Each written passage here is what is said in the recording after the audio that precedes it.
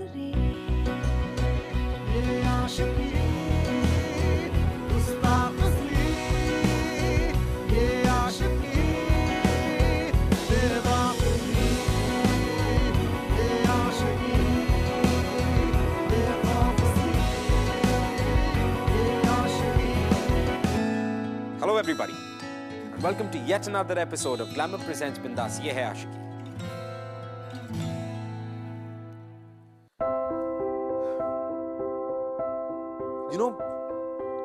जिंदगी में फैमिली और सोसाइटी के अलावा भी एक चीज बहुत इंपॉर्टेंट होती है और वो होती है आपकी इनर वॉइस, आपकी कॉन्शियस वॉइस, अंदर की आवाज जिसे हम कहते हैं। अब जो इंसान वक्त रहते इस अंदर की आवाज को सुन ले और पहचान ले, बस उसे अपनी जिंदगी का मकसद, पहचान और अपना सोलमेट सब कुछ मिल जाता।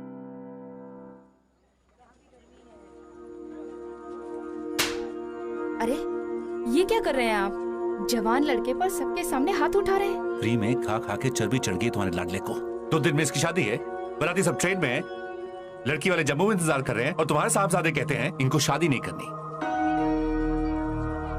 एक शरीफ दूल्हे की तरह चुपचाप अंदर जाओ और जाकर बैठ जाओ, वरना। अब बस भी कीजिए। देख बेटा, हम तेरे दुश्मन थोड़े ही हैं। लड़की बिल्कुल गाय की तरह है, सीधी और गुणी। तुझे पता है ना, तेरे पिताजी ने तेरी MBA की पढ़ाई पर कितना पैसा खर्चा किया है। अब शादी तो उनकी मर्जी की ही बनती है।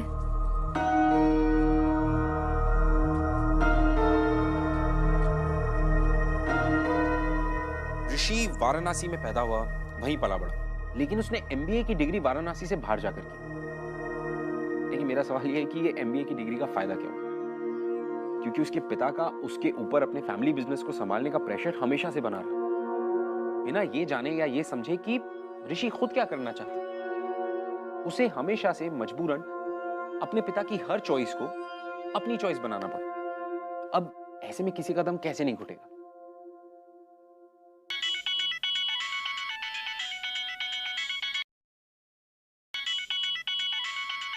अरे वाह, बहू का फोन है।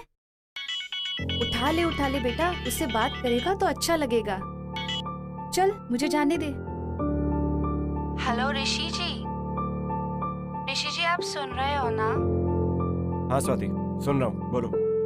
ऋषि जी ये क्या है? शर्माने का हक तो सिर्फ दुल्हन को होता है ना, और आप दूल्हा होके शर्मा रहे हो। मैं बाद में बात करता हूँ। ऋषि जी बात कीजिए ना।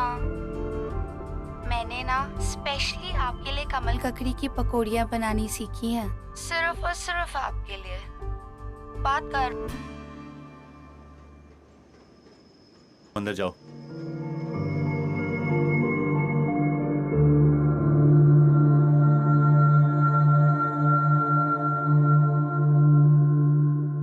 लेकिन ये जो प्यार की हवा होती है ना, ये बहुत ही अलग होती है। कब किस ट्रेन के कौन से कंपार्टमेंट या विंडो दरवाजे से आके आपसे टकरा जाए, ये आप नहीं कह सकते। और ठीक ऐसा ऋषि के साथ भी हो। जब मिली नाम का एक हवा का झोंका ट्रेन के दरवाजे पर आके टकरा गया, और बस इस हवा के झोंके ने इन दोनों की जिंदगी का रुख बिल्कुल बदल दिया।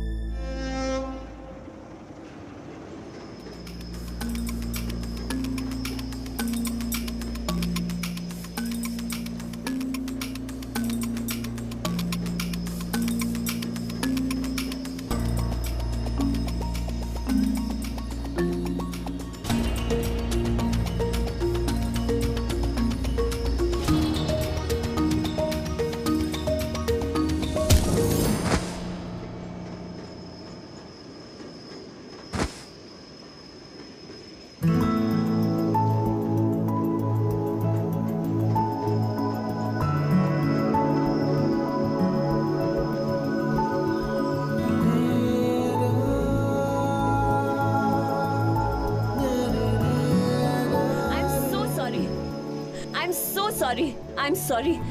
आपको लगी तो नहीं ना? No, it's okay, no problem. आप उतरने वाले थे। कम मैं आपकी हेल्प करती हूँ। उतर जाओ, उतर जाओ। अरे who are you? Are you mad? Train कितनी फास्ट है, मैं उतरूंगा तो मैं मर जाऊंगा। अरे फास्ट नहीं है, बहुत स्लो है। मैं तो आराम से उतर जाती हूँ यहाँ से। उतर जाओ। अरे नहीं, बातों से इतनी ओवर कॉन्फिडेंट लग रही है जैसे कोई डेली पैसेंजर हो। और तुम्हें देख के लग नहीं रहा कि तुम ट्रेन में ट्रैवल करने वालों में से हो। तुम मेरे कॉन्फिडेंस को फेक कह रहे हो? इसके पहले कभी आज तक ट्रेन में ट्रैवल किया है? किया है। और लास्ट टाइम जब ट्रेन में ट्रैवल किया था ना, ट्रेन का एक्सीडेंट हो गया था। कॉन्फिडेंस। चलो, What? Nice meeting you, bye.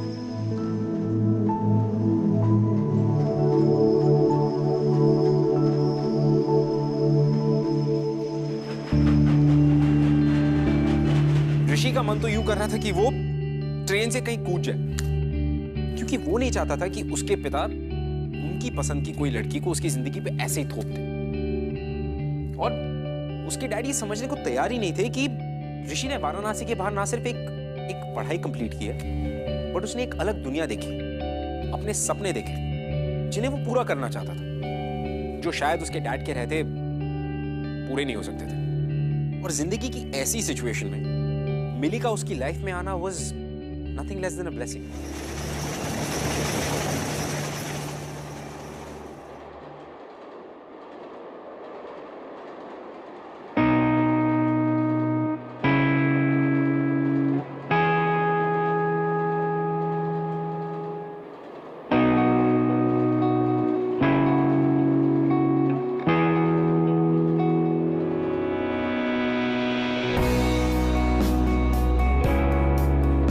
अरे ले बेटा। जीजी, तुम लेट जाओ, लगता है तुम बहुत थक गई हो। नहीं, हम यहाँ बैठे ही ठीक हैं। लेटने के लिए ऊपर की सीट पर जाना होगा। दरअसल हमारे जोड़ों में बहुत दर्द है। ऊपर जाने की क्या जरूरत है? हम यहीं कुछ एडजस्ट कर लेते हैं, आप नीचे लेट जाओ। नहीं, कोई जरूरत नहीं है मेहमानों को परेशान करने की। अगर आप ऊपर नहीं जा सकती तो चुपचाप यहाँ बैठे रहिए। आंटी, आंटी आप एक काम करिए, आप मेरी सीट पे आ जाइए। मुझे कोई प्रॉब्लम नहीं ऊपर जाने में। आइए। हमें किसी अजनबी से कोई मदद नहीं चाहिए। ओह, हेलो अंकल, मेरा नाम मिली है। नमस्ते नमस्ते नमस्ते नमस्ते। अब हम अजनबी नहीं है। आंटी आ जाइए। चुपचाप यहीं बैठे रहिए। अरे आप ऐसे कैसे कह सकते हैं आंटी को? उनकी मर्जी, वो जहाँ चाहे वहाँ बैठ सकती हैं। आप जबरदस्ती कैसे कर सकते हैं उनके साथ? तुम शांत हो जाओ बेटा। अब हम यहाँ अपनी मर्जी से ही बैठे हैं। आंटी यू नो व्हाट, ये आपका जो नजाकत भरा रूप है ना, सीधा साधा अंकल की हर बात मानने वाला, इसी की वजह से वो आपका फायदा उठाते हैं। आप मुझे एक बात बताइए, करवा चौथ वाले दिन अगर अंकल आपको बोलेंगे आज मून नहीं है, आज सन मून है, तो आप सन को देख के करवा चौथ का फास्ट तोड़ देंगी? नहीं ना? नहीं। सेल्फ रिस्पेक्ट की भी तो कोई बात होती है ना aunty. This is not fair, ये बहुत गलत है। अगर आपको यहाँ पे आके बैठना है, आप बैठ सकती है। आप अंकल को क्यों पूछ रही है? आइए आइए।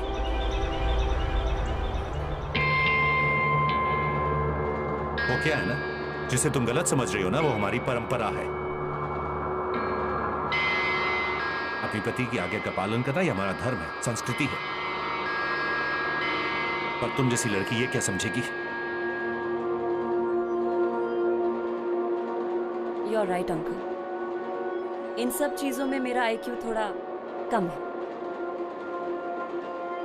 Sorry aunty. फट्टू।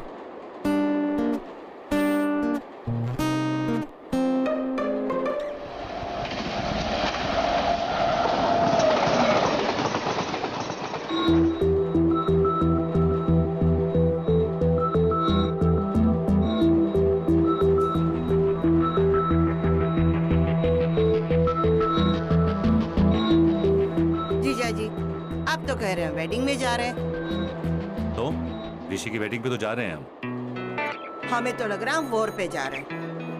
अभी भी अगर नाच गाना नहीं हुआ या ढोलक शोलक नहीं बजे ना, तो हम अपने मुंह पर पट्टी चिपका के बैठ जाएंगे। शीला, ज्योति, बेटा उठ जा। शीला आंटी को बैठने दे, यहाँ बैठो। ज्योति तुम ढोलक लेकर आओ, यहाँ आ जाओ। कुछ नाच गाना होना चाहिए, शादी ब्याह में जा रहे। वो लड़का के बैठा हुआ है। आंटी, आंटी मेरे पास एक आइडिया है।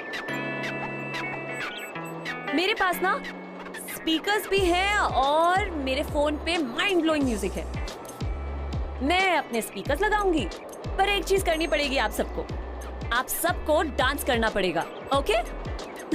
ये हाँ हाँ चलो लेट्स बिगिन।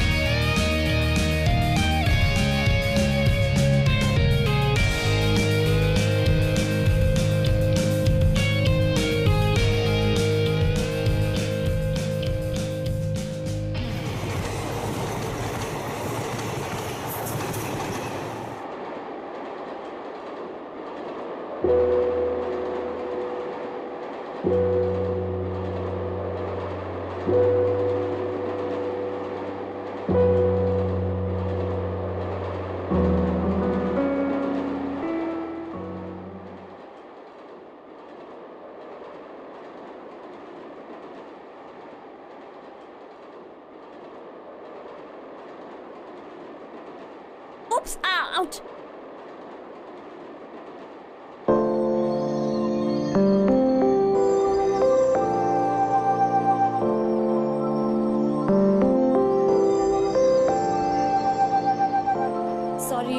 सॉरी वो बेटा संभल के। हाँ सॉरी वो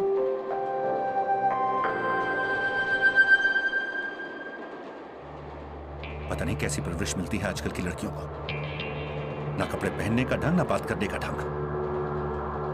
क्या परिवार बसाएंगी और क्या बच्चे पालेंगी?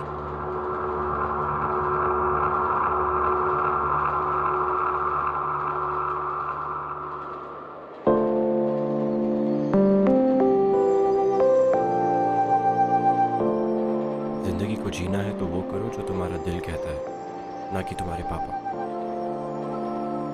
और once do something for yourself. मैं बाहर तुम्हारा वेट कर रही हूँ।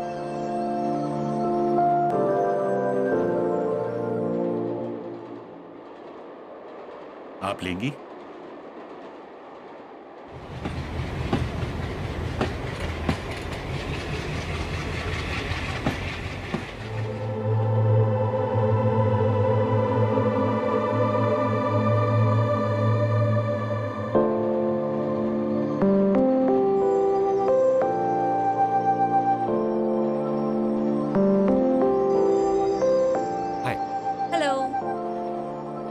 एक्चुअली थैंक्स कहने की कोई ज़रूरत नहीं है।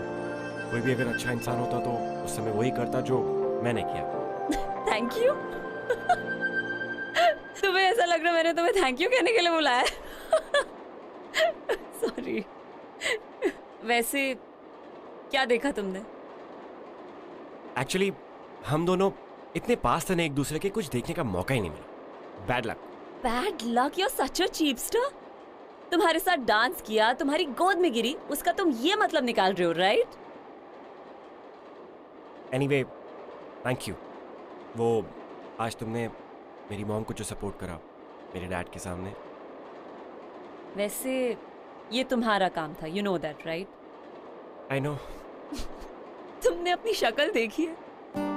ऐसा लगता है प्रेशर कुकर है जिसके अंदर बहुत कुछ पक रहा है लेकिन सीटी नहीं बज रही। अपने आप को चेक करा लो, नहीं तो ब्लास्ट हो जाओगे एक दिन। तो क्या करूं यार, मेरी जिंदगी तुम्हारी जैसे बिंदास नहीं है ना। ऐसे पेरेंट्स जो मिलके जो समझने के लिए तैयार ही नहीं है। शादी सांस सब उनकी मर्जी से लेना पड़ रहा है। मेरा दम घुट रहा है। एग्जैक्टली यही चीज जाके कह दो अपने मम्मी पापा को। अभी देखो कैसे सब कुछ बोल रहे हो मेरे सामने। तुम्हें उनको जाके बताना पड़ेगा कि तुम क्या चाहते हो, ये तुम्हारी ड्यूटी है। मुझे देखो 2 महीने की छुट्टियां लेके जा रही हूँ मैं पठानकोट, विशाल के साथ छुट्टियां मनाने। एंड लुक एट यू, तुम हो ही फट्टू। और अगर फट्टू नहीं हो ना तो जाके कह दो अंकल को कि तुम ये शादी नहीं करना चाहते। सिंपल। लिसन, मैं फट्टू नहीं हूँ, मैं अपने डैड की रिस्पेक्ट करता हूँ, उनकी इज्जत करता हूँ। उन्होंने बहुत पैसा खर्च किया मुझ पर, मुझे बहुत पढ़ाया है। छोड़ो, तुम नहीं समझोगी। तुम्हारी लाइफ मेरे जैसी नहीं है ना। तुम्हें ऐसे पेरेंट्स जो दिए जिनके पास तुम्हारे लिए टाइम ही नहीं है, एकदम खुली आजादी, खुले पैसे, सब कुछ देके तुम्हें छोड़ दिया। तुम्हारी गलती नहीं है। ठीक कह रहे हो तुम। मेरे पेरेंट्स के पास मेरे लिए कोई टाइम नहीं है, क्योंकि मेरे पेरेंट्स तो इस दुनिया में है ही नहीं।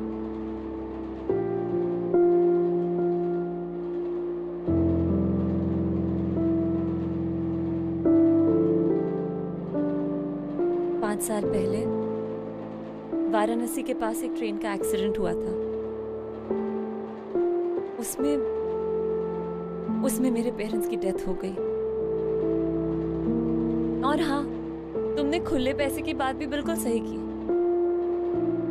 गवर्नमेंट ने दिए थे 6 लाख मरे हुए लोगों के लिए और 3 लाख इंजर्ड लोगों के लिए। तो मेरे पास 12 लाख है मम्मी पापा की डेथ के, और 3 लाख मुझे मिले थे क्योंकि मुझे भी थोड़ी इंजरी हुई थी। उनके चले जाने के बाद फिलहाल मैं अपनी कजन सिस्टर और उसके हस्बैंड के साथ रहती हूँ।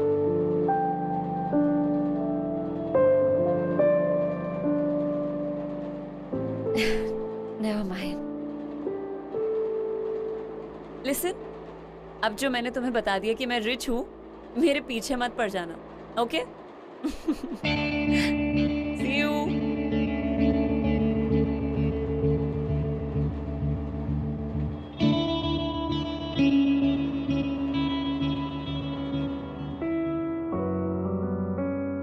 ऋषि को लगने लगा था कि उसका खुद का घर पराया जैसा है। He felt like an outsider. लेकिन इसके साथ साथ उसे ये भी लगने लगा था कि उसने कहीं ना कहीं अपनी जिंदगी जी ना। अब वो अपने पेरेंट्स के लिए एक आदर्श बेटा जरूर था, पढ़ाई में भी अव्वल था, लेकिन फिर भी इस सब के बाहर भी एक अलग और एक बड़ी दुनिया थी जिसे वो देखना चाहता था, महसूस करना चाहता था।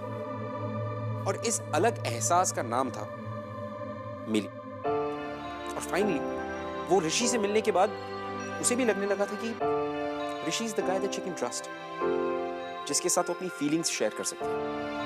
She can share her inner demons with him.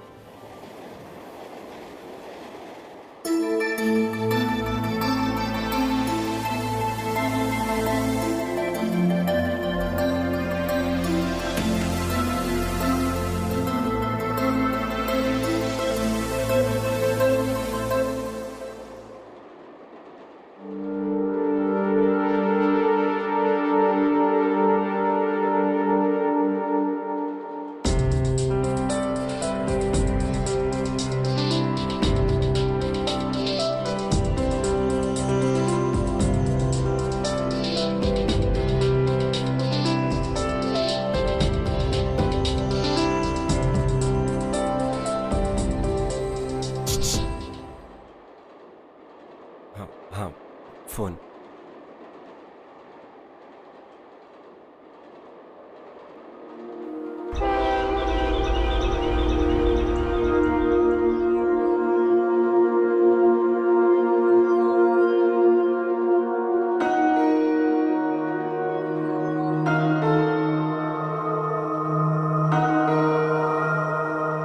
तुम्हारा ध्यान कहाँ है? मेहमानों को कौन संभालेगा? पापा बस मैं सबको पानी पिलाने जा देखो उस मुंहफट लड़की से जितना दूर रहो ना उतना ही अच्छा है। ऋषि, तुम जानते हो मेरा बिजनेस अच्छा नहीं चल रहा है और तुम्हारे ससुराल वाले से जो मुझे 10 लाख मिलेंगे, मुझे उसकी कितनी जरूरत है तुम जानते हो, है ना?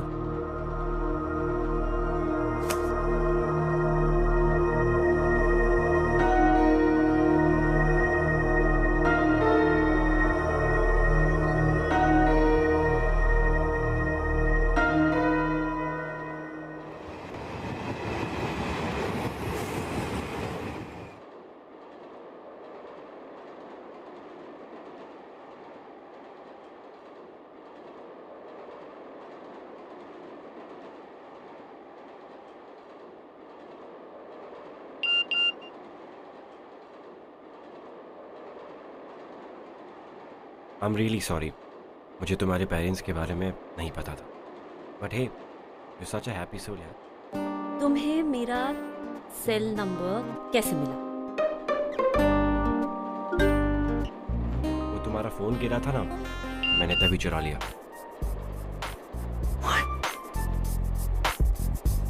वाह वाह, आई एम इम्प्रेस। डेयरिंग का कीड़ा है तो सही तुम्हारे अंदर, बस अब बाहर आना बाकी है।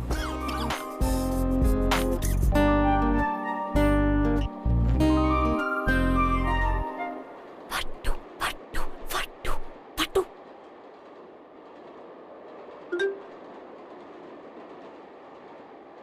फट्टू, कभी तो जिंदगी में बहादुर बनोगे। यू नो, मेरे बॉयफ्रेंड विशाल में यही एक खूबी है, उसको किसी की पड़ी नहीं है। एक दिन तो मुझे अपने रूम तक लेके चला गया था। तुम अपने बॉयफ्रेंड के साथ उसके रूम में अकेले गई थी? चीपो, डोंट गेट आइडियाज। ख्यालों में मैं उसके घर गई थी। हाँ हाँ, इसमें क्या है? ऐसे तो ख्यालों में मैंने बड़े बड़े कार्ड कर रखे हैं। वैसे तुम लोग मिले कैसे? अभी हम मिले ही कहाँ हैं, इसीलिए तो उससे मिलने जा रही हूँ। तुम आज तक उससे मिली नहीं, पहली बार मिलने जा रही हो? You are mad. 12 बजे मिल सकते हो, जब सब सो जाएंगे।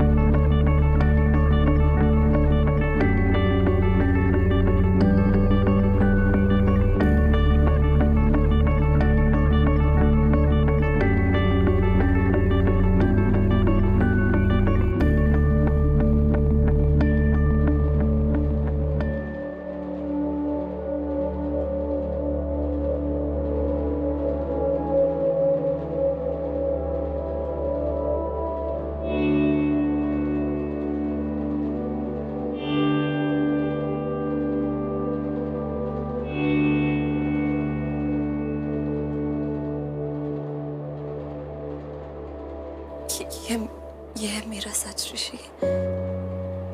इसीलिए मैं आज तक किसी लड़के के कमरे में नहीं गई, और शायद कहीं ना कहीं मैं भी एक फट्टू हूँ। ट्रेन एक्सीडेंट की इंजरी पे दाग मुझे मिला था। ये दाग शायद जिंदगी भर मेरे साथ रहेगा।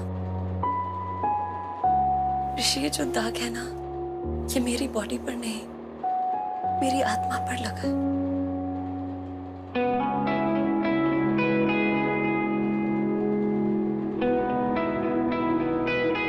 मम्मी पापा के गुजर जाने के बाद मैंने ही खुद को पाल पोस के बड़ा किया है।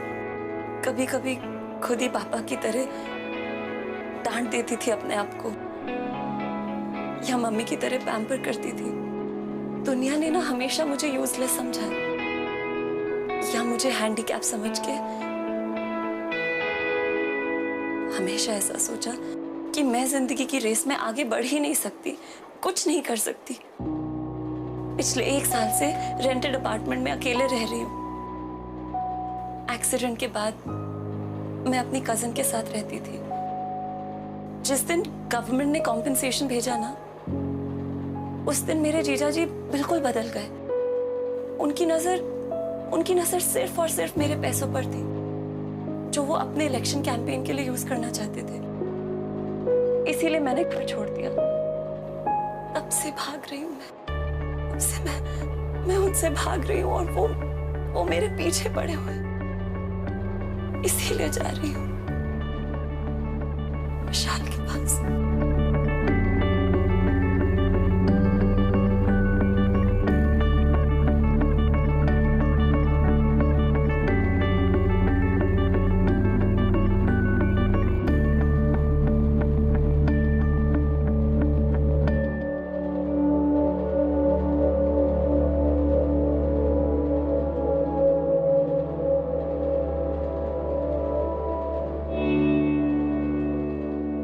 एक बात पूछूं?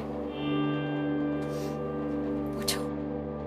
जिस दाग को तुम पूरी दुनिया से छुपाते आ रही हो, आज वही दाग एक अजनबी मुझे कैसे दिखा दिया? पता नहीं, शायद कुछ सवालों के जवाब नहीं होते। एनीवे, मुझे जवाब मिल गया। एक बात बताऊं? कहो। वैसे तुम इस दाग के साथ और भी और दिखती हो।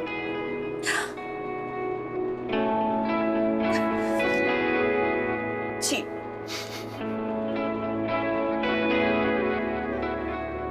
अब और क्या कहूं तुम्हें? एक तरफ तुम इतनी मैच्योर्ड हो, इतनी सेंसिबल हो, लेकिन उसके बावजूद भी तुम अपने बॉयफ्रेंड विशाल एक अजनबी से मिलने जा रही हो, उसके साथ रहने जा रही हो जो तुम्हारा सिर्फ एक ऑनलाइन फ्रेंड है। तुम उसको जानती तक नहीं हो। व्हाई? तो मैं क्या करूं? पता है क्या?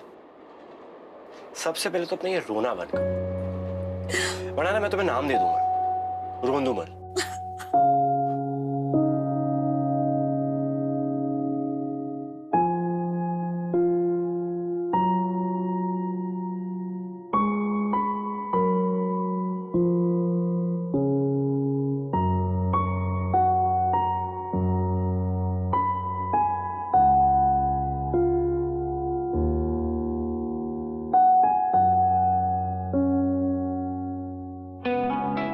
शादी होने वाली, अपनी बीवी के लिए कुछ बचा के रखो।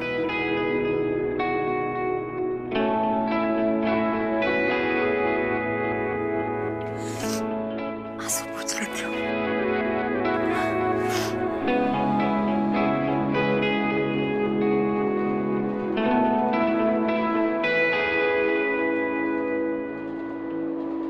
कैसी हैं आप साली साहिबा?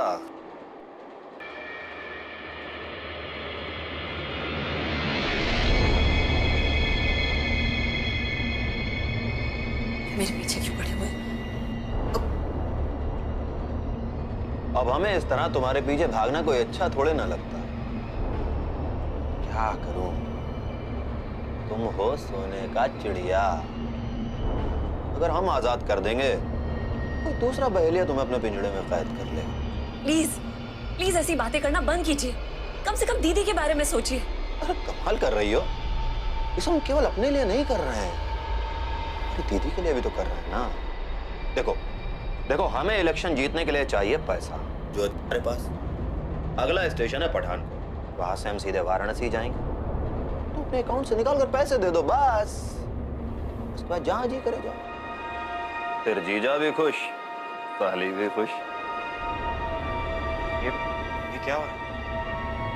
ओ हीरो, तू जहां खड़ा है ना, वहीं खड़ा रहे चुपचाप।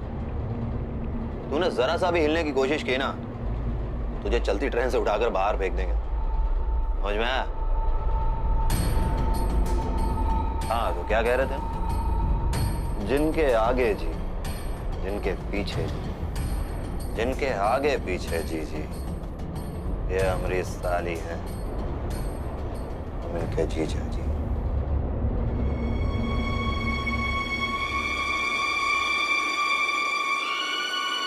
छोड़िए मेरा हाथ। आओ। छोड़िए। साहबजादी घर पे बिना छोड़िए बताए मुझे। चली आई। छोड़िए मुझे, आप मेरे साथ जबरदस्ती। चुपचाप चलो, जब से ट्रेन चली है तब से ढूंढ रहा हूँ तुम्हें। छोड़िए छोड़िए, सामान पैक करो अपना। समझ में आया? आप मेरे साथ जबरदस्ती नहीं कर सकते। बिल्कुल चुप, कुछ सुनना सुनना नहीं चाहते हैं। क्या किया है सरप्री लड़की ने? अब क्या बताएं भाई साहब, आजकल का लड़के अपने हिसाब से ही सारा काम करते हैं। घर से भाग के आई हैं। मुझे तो पहली नजर में ही लगा था कि कुछ गड़बड़ है। ना कपड़े पहनने का ढंग, ना बात करने की तमीज। भाई साहब एक बात बताऊं, लड़कियों को इतनी ढील नहीं देनी चाहिए। बिल्कुल ठीक कह रहे हैं आप, थोड़ा लगाम तो कसना पड़ेगा इनका। भाई साहब ये बनारस की लड़कियां तो बड़ी तमीजदार होती हैं। ऐसी बेशरम लड़की मैंने पहली बार देखी है जिंदगी में। अंकल आप ऐसा क्यों बोल रहे हैं? बिल्कुल चुप, चुपचाप बिल्कुल तमीज से पेश आओ, वरना हम बदतमीजी पे उतर आऊंगा।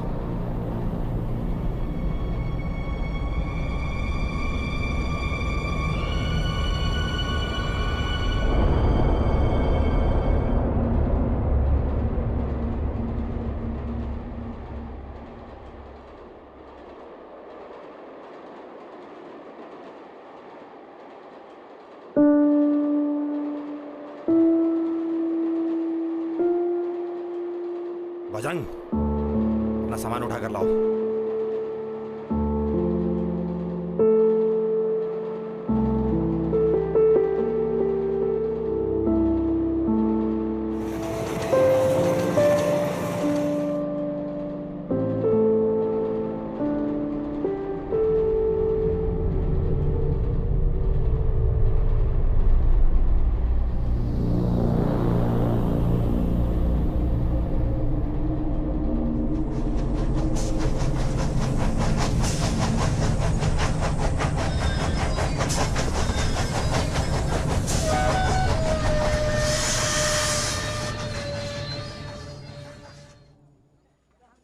छोड़िए मुझे, मैं आपके साथ नहीं जाऊंगी।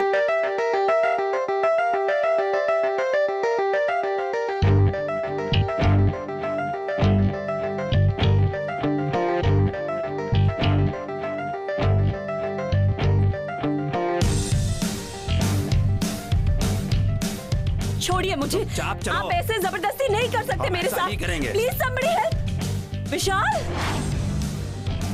मिली? विशाल, छोड़िए। आप विशाल को क्यों मार रहे हैं? विशाल ने आपका क्या बिगाड़ा है? नहीं,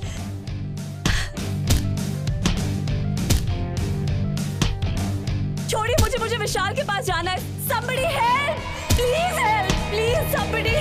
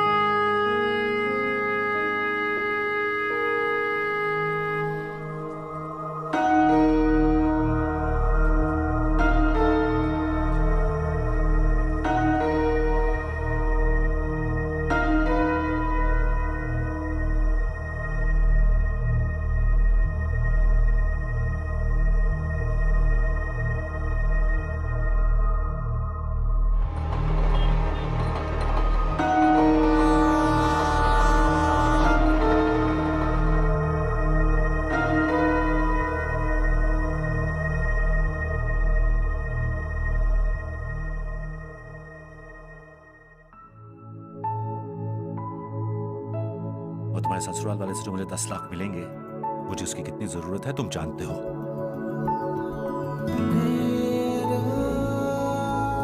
तुम हो ही फट्टू, और अगर फट्टू नहीं हो ना तो जाके कह दो अंकल को कि तुम ये शादी नहीं करना चाहते। सिंपल।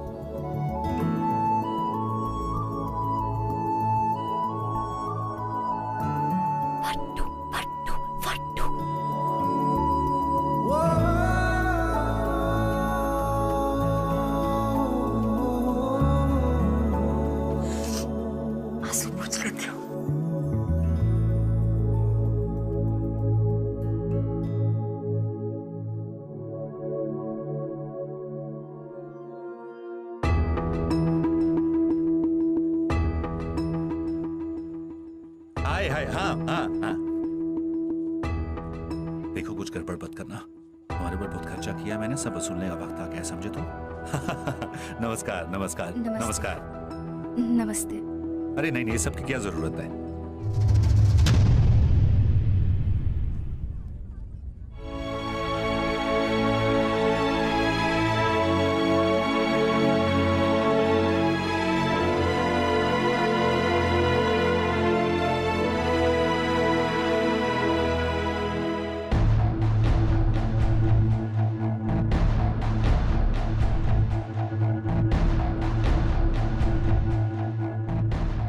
सॉरी,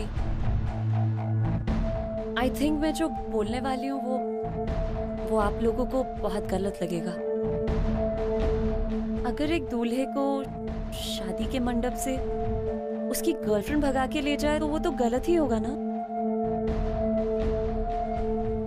अंकल ये आपकी बेटी को कभी खुश नहीं रख पाएगा। You will never be happy with him. In fact शादी के बाद तो ये खुद भी खुश नहीं होगा। Because the truth is, ये मुझसे प्यार करता है।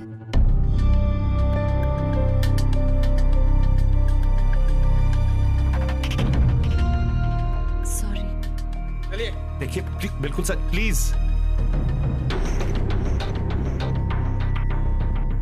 अंकल देखिए,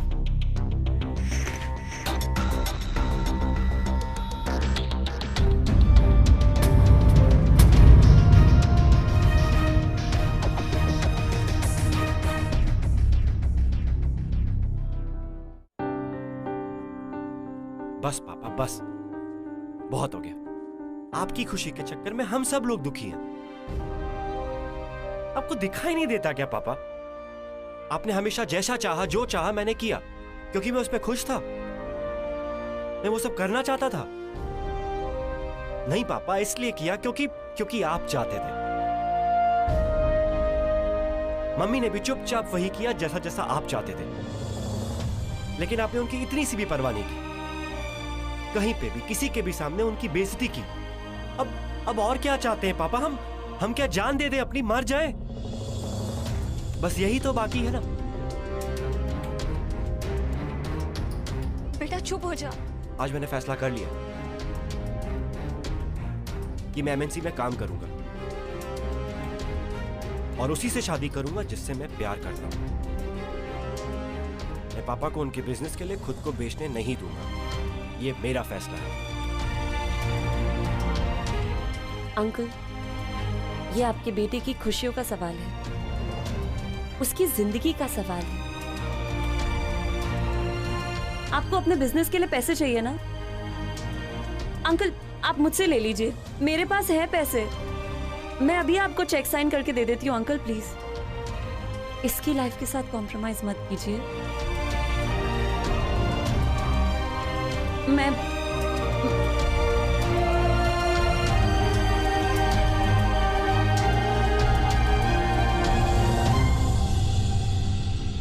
बेटा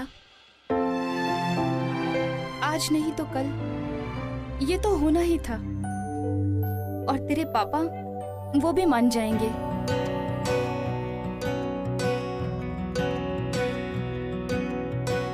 बेशर्मियाँ बर्बादियाँ है इश्क की शैतानियाँ, ये फितूर जो सर पे तुम्हारा सवार हो। वो भाग गया। वो विशाल ना भाग गया। क्यों? दुश्वार हो लड़ाई देख के डर गया क्या? नहीं, मेरा स्कार देख के डर गया। कोई फर्क इसे बूझे ना, ये हरारतें उतरे नहीं। है बावरी ये आशिकी। Thank you. By the way, क्या तुम मुझे खुश रख पाओगी? Excuse me, what do you mean? क्या मैं तुम्हें खुश रख पाऊंगी? तुम्हें पता है 4 दिन हुए नहीं है तुम्हें मुझे मिले हुए, और तुम वही कर रहे हो जो तुम हमेशा से करना चाहते थे। तो तुम्हें लग रहा है कि इस वक्त मैं तुम्हारी वजह से खुश हूँ? नहीं, मेरी वजह से नहीं, पर हाँ, इनडायरेक्टली तुम मेरी वजह से खुश हो। है इश्क की शैतानियाँ, इस रोग को कुछ सूझे। अरे बाय द वे, तुमने मुझे अभी तक अपना नाम नहीं बताया। Anyway, hi, my name is Rishi Mishra. Mili Bhatnagar. ये आशिकी। प्यार सिर्फ एक फीलिंग या एक एहसास नहीं है। प्यार आपको ताकत देने की एक दवा है। मिली जिसने अपनी जिंदगी का इतना बड़ा राज, the scar of a life, जो उसने कभी किसी के साथ शेयर नहीं किया, वो उसने ऋषि के साथ शेयर किया। और ये सब कुछ उसके इनर कॉलिंग, यानी कि उसकी अंदर की आवाज सुनने का रिजल्ट था। एंड आई थिंक ये मिली का करेज ही था जो उसने अपने जीजाजी के खिलाफ आवाज उठाई, और उसने ऋषि को भी ताकत दी कि वो अपनी आवाज को भी बुलंद करे। देखिए, ये जो मोहब्बत होती है ना, इसके होने का कोई समय, कोई जगह, ये सब कुछ फिक्स नहीं होता। ये आपको जिंदगी में कभी भी किसी भी मोड़ पे हो सकती है। इसीलिए तो कहते हैं आशिकी जिंदाबाद। Well, that's it for today guys. मैं आपसे मिलूंगा अगले हफ्ते with another beautiful love story. तब तक के लिए keep falling in love guys. It's the most beautiful feeling. I'll see you next week.